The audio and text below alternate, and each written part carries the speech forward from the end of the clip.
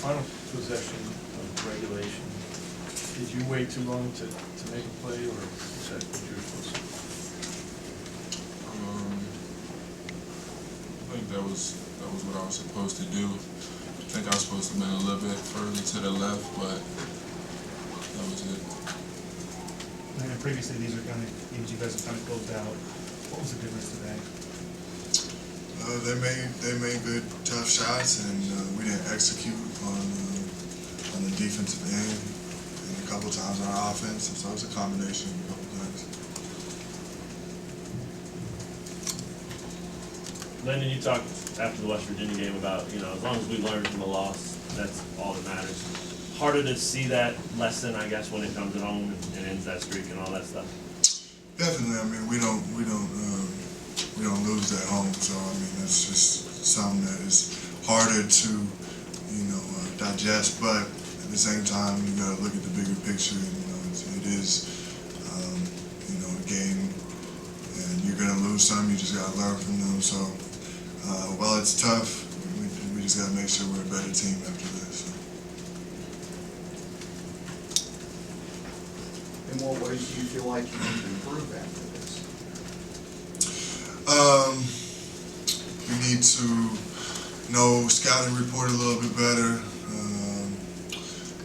get stops when it matters, which I mean that's game to game, but we definitely need to get more consistent at that. Offensively, execute. I mean, it could be a lot of different things, but really it's just a combination of all of them and really just focusing in when it matters. And we've been a pretty good team at doing that, and we had a slip up today, so if we can learn anything from it, it's just not have that slip up again. What did you describe Frank's play overall today? What was that? What did you think of Frank's play overall today? He was fantastic. I mean, he carried the team, and I mean that was big time for him. He kept us in the game, and that's on us to make sure that we help him out and get the win. But he definitely did his part. Frank, Iowa State had 10 threes in the second half. Have you ever seen a team get hot like that from? I haven't, especially not in the field house. Like Landen said, I think it was a bad job on the scouting report, knowing personnel and things like that. How would you describe your fatigue level the last 7 days? You had 3 really tough games. All 3 of you, please. I felt pretty good on the court.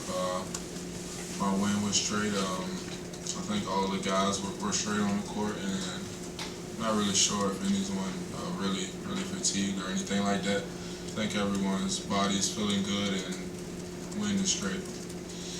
I'd agree. Body's feeling good. If anything, you could get a little mentally fatigued throughout the season. That's going to happen, especially in the Big 12 and the games that we play. But we just got to make sure that we don't let that happen, and not let one game become 2. So. What did you think at halftime? What did you think was the difference? At halftime, we felt pretty good about the position we were in, but Coach called it. He said they were going to come out, play with a free mind, and just let it fly, and that's exactly what they did. And when you're playing against a team that's going out there and shooting the ball, just having fun, and you let them get comfortable, then you're in for a game, and that's what we let happen. And once we let them back in it, then it was anybody's game. How much of it was bad defense, maybe, and how much of it was just Iowa State shooting the ball really well, you think? It would be both. I mean, we let them get shots up, some open looks, especially in key moments. They got some open looks, but they had to do a good job and knock the shots down. That's what they were doing. I mean, all it took was for them to, miss a couple of those, and they did it. And that's what a veteran team like them is supposed to do. And props to them for hitting those shots. Were your 21 turnovers or their whatever led to them hitting 18 threes?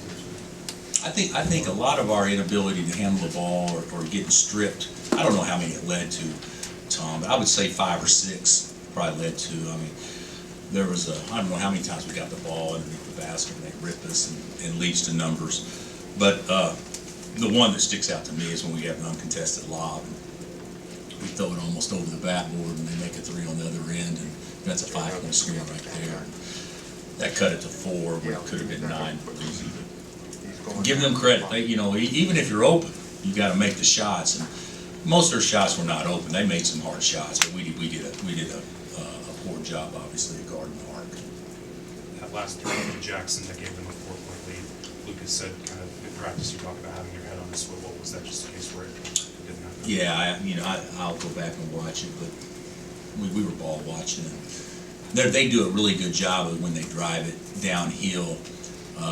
If you're a ball watcher, when you turn your head, they relocate. But that's an automatic. When a guy drives baseline or drives middle and drives down the floor middle and has a ball on the baseline, you always feel the corners. I mean, that was an automatic, and certainly we were ball watching and didn't get there. What did you think of Frank's look at the end of regulation and speeds at the end of overtime? Frank's was fine. You know, he got a decent look. Wasn't great execution, but he got a decent look. He got it on his own. And actually, as you know, if you've got 7 seconds left and you got to get a 3, you know, not very often you give that good a look. You know, it was deep, but it was an uncontested look, and you know, obviously just shot it short. How are you feeling heading into overtime? I felt fine. You know, they played a lot of guys a lot of minutes too, but you know, I think that we were pretty spent, but I thought we had 5 good minutes left, and we had 2 bad possessions to start it. You know, we played from behind the entire overtime, but you know, we were fine going into OT. Does it always kind of feel the same whenever these long home winning streaks end? Do you kind of have any? Does this feel any different than the last few times? I can't remember how I felt last week. Well, to be honest, last week I could remember how I felt. But a month ago I couldn't remember how I felt. So yeah, it sucks. But it's not. It doesn't suck because it's the end of a winning streak. I could care less about that. I just care about our team and obviously you know, performing better. We actually played pretty good the first half. But they played with house money today, and I'm sure Steve would say the same. They came in and played with a free mind, and we try to tell our guys, you know, they're going to come in and let it fly. That's their chance to make a lot of threes, and we didn't defend it. Landen said you cautioned them about that in the locker room at halftime, that they were going to play a little looser in the second half. When did you sense that Iowa State was starting to get a little bit more comfortable? Well, it's nothing that, I mean, I think that's just common sense. They're down 14 and a half, and you got Monty, and you got Nas, and you got Matt, and you got Burton. I mean, of course they're going to play with a free mind. They went in there and said, hey, let's just let it go. I mean, and they did. They got off to a good start the second half and got it to 9 pretty quick, and you know, got a little confidence, and then obviously we didn't respond the way that I hoped we would. We actually, you know, we shot our free throws well early, and then we shot them, you know, very poorly lately, and that ended up hurting us as well. You got a lot more inside games against these guys, throwing it over the top of the lane. Did that hurt you today? Yeah, we didn't get much inside today. That was you know, I don't know about, you know, you talk about points in the paint. You know, we got 36, which is a lot of points in the paint.